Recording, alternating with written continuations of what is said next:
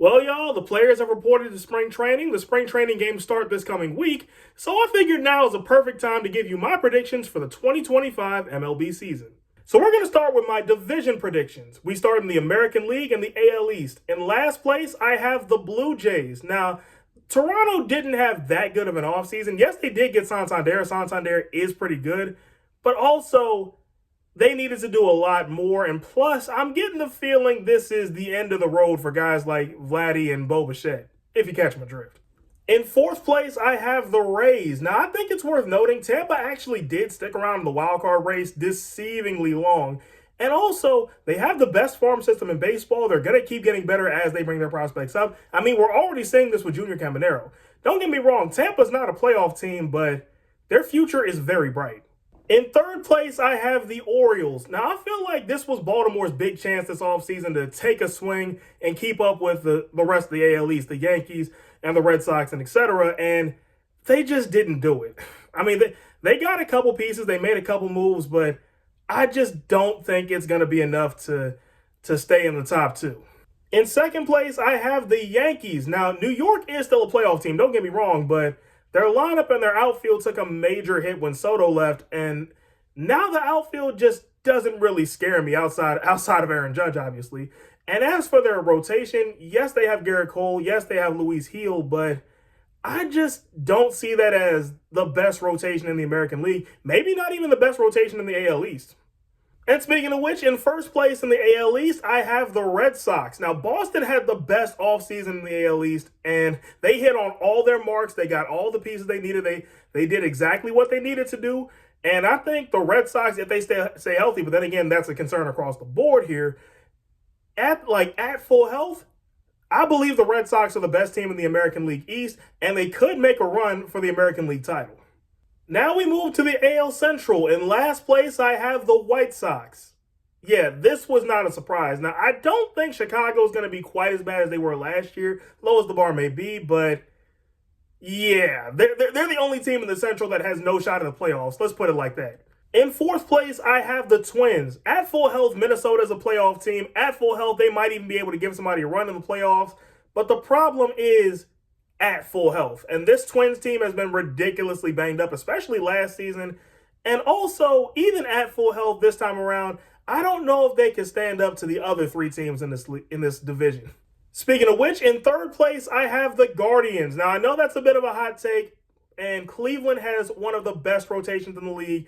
All of that is true, but they don't really have too much on offense. I mean, they got a lot of contact guys, but outside of Jose Ramirez, it's not a lot of power on that lineup.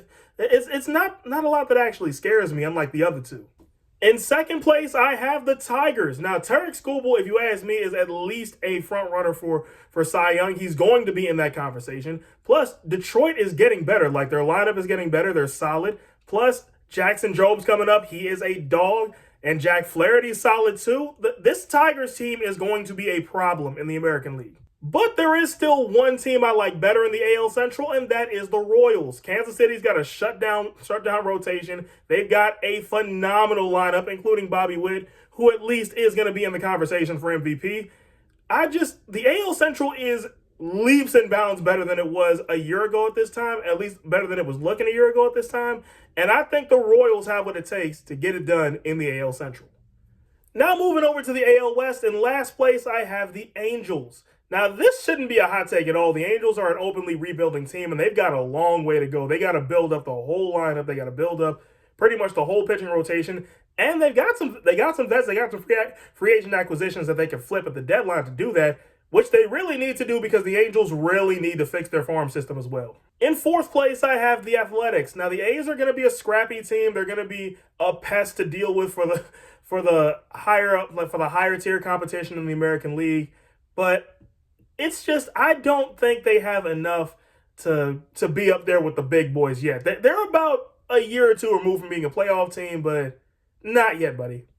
In third place, I have the Mariners. Now, Seattle has a very tough rotation. Good luck getting a hit on these guys. But as far as their lineup goes, they don't really have much outside of Julio Rodriguez. Don't get me wrong. Julio Rodriguez is a tremendous player, and he's going to be in the MVP conversation as well. But the problem is, Julio Rodriguez is one guy. And it don't matter how good that one guy is, one guy can't be your whole lineup. Just ask the Angels when they had Trout and Ohtani. Okay, this is where it starts to get spicy. In second place, I have the Astros. Now, Houston is still a good team to be sure, but it's getting toward the end of their window. The Astros are no longer the villain of the league. They've taken a backseat to the Dodgers. And overall, I think they're taking a step back, or they're taking one or two steps back in the AL West in the American League, and that's going to give teams a chance to, jump them. In first place in the AL West, I have the Rangers. Now, Texas is a team that honestly scares me. I think they're going to get back to their 2023 form. They've got a tremendous lineup. They've got a lineup full of dudes that can hit a ball out of Globe Life Park. So imagine what they can do at any other ballpark. Honestly, good luck stopping the Rangers this year. Now we move over to the National League and the NL East. In last place, I have the Marlins. Miami is the only team in this division that has no shot at making the playoffs, and they're a fire sale waiting to happen. Sandy Alcantara is going to be a terror for whoever he plays against in the playoffs, after he gets traded from the Marlins. In fourth place, I have the Nationals. Now, don't get me wrong, I'm a Nats fan. We are going to be very fun to watch. We're a good young team, but I just don't feel like we're as complete of a team complete of a roster as the other three teams in our division. Speaking of which, this is going to hurt some people's feelings. In third place, I have the Mets. Now, it's cool that they signed Juan Soto. It's great that they got Pete Alonso back. But as far as their lineup goes, the Mets still have, at least to me, the third best lineup in the division at best.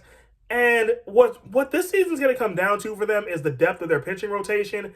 And outside of Kodai Senga, they don't really have a lot. Outside of Kodai Senga and Sean Manaea, as it were, they don't really have that much.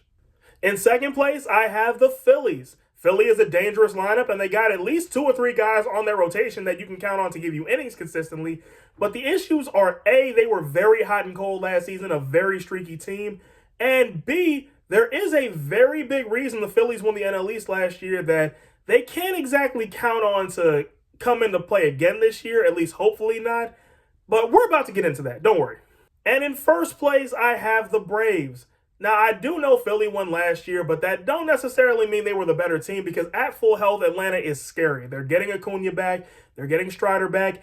If the Braves are healthy, that eliminates all of the what-ifs that were there at the end of last season. And honestly, I believe at full health on paper, Atlanta is the best roster in the NL East. Now we get to the NL Central, and boy, oh boy, I cannot wait for every word I say to blow up in my face. Okay, in fifth place, I have the Pirates. Yes, I know they have Paul Skeens. Yes, I see O'Neal Cruz, and I'm a big fan of O'Neal Cruz. But at the same time, Pittsburgh just doesn't have a lot on offense. They have O'Neal Cruz. They have Brian Reynolds, and that's about it.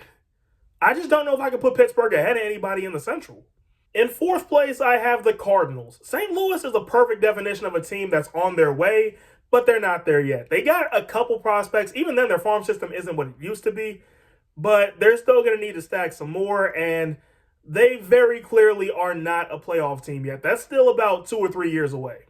In third place, I have the Reds. I think Cincinnati will be in the mix for a playoff spot. They're going to be a young, fun team to watch. They just got Gavin Lux, which was big. But the Reds, the reason why I can't put them any higher is because they leave me with too many questions. They leave me with more questions than answers.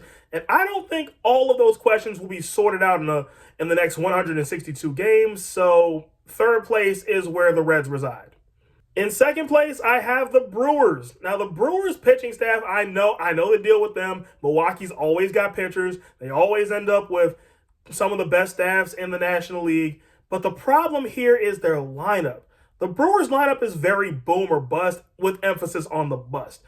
And I just don't know if I can, in good faith, put these guys at first in the National League Central which would give them home field advantage and at least the wild card round. I don't know if I can do that. So I'm going to give first place in the NL Central to the Cubs. Chicago had an amazing offseason. I love what they did this offseason. They're going to have a nasty, Shota Imanaga is going to be nasty this year. They're going to have a decent lineup. And in addition, Matt Shaw is coming up, and Matt Shaw is an absolute dog. I'm telling y'all now, there's going to be some fun times ahead at Wrigley. And our final division is the NL West, where in last place I have the Rockies. This one was also fairly obvious. Colorado is the only team in this division that does not have a shot at the playoffs. So let's keep moving. In fourth place, I have the Padres. Now, this isn't the first time this decade the Padres have been counted out, but this time around, I just don't think they have enough in the tank to keep up with the rest of the division, with the Giants, with the Diamondbacks, and especially not the Dodgers, as much as the San Diego faithful wouldn't like to hear somebody say that. I personally just think it's true this time around. In third place, I have the Giants. Now, the Giants are a team I want to believe in, but they've just been coming up with the almost lately. They almost get a playoff spot. They almost win the game. They almost get the free agent. They almost get their guy. But every single time, right at the last possible moment, something happens and it just all falls through. San Francisco, y'all got to give me something to work with if I'm going to put you higher up than third. Like, you got to give me something, man. In second place, I have the Diamondbacks. Arizona is a very solid team, and in just about any other division, I would have the Diamondbacks winning, but the problem is there's another team in this division that is an outright unit. Don't get me wrong, Arizona, I think, the only reason I can't give them the 4 seed is because I think whoever doesn't win between the Braves and the Phillies is the lock for the 4 seed, but oh my goodness. It's times like this when you realize the National League got about 7 or 8 playoff teams and only 6 could get in. And now first place in the NL West, y'all all know where I'm going with this. It's the Dodgers. LA is absolutely stacked. Not only do they have a good lineup, they have 2 good lineups. They can just sub out interchangeably. Their rotation is deeper now with the addition of Blake Snell. And also, I want it known before we move on to the next category. Out of all 6 divisions, the Dodgers are the only team that I had repeating as division champions from a season ago. Only once. So now you've heard my takes for each division, but who do I have in the World Series? Well, I'm going to go with Royals and the Dodgers, and this one's going to be a curveball, but there hasn't been a repeat champ in baseball since the turn of the century, and I don't want to go against history here, so I'm going to say Kansas City lifts the Commissioner's Trophy this year. And now for the individual accolades. First up, MVP. I'm going with Bobby Witt from the American League, and for the National League, I'm actually going to go with Ronald Acuna. Next up is Cy Young, so give me Cole Reagans from the American League and Paul Skeens from the National League. And now we get to Rookie of the Year, so I'm going Kobe Mayo from the American League and Dylan Cruz from the National League. And finally, for Manager of the Year. Okay, I'm showing a lot of love to the Royals here, but if they're going to be my World Series champs, I'm going to have to stand on that, all right? So give me Matt Quatraro from the American League and Brian Snitker from the National League. So what do y'all think? Let me know in the comments, and as always, be sure to like and subscribe, and until the next time, I'm the voice of Evan, and remember to keep the vibes high.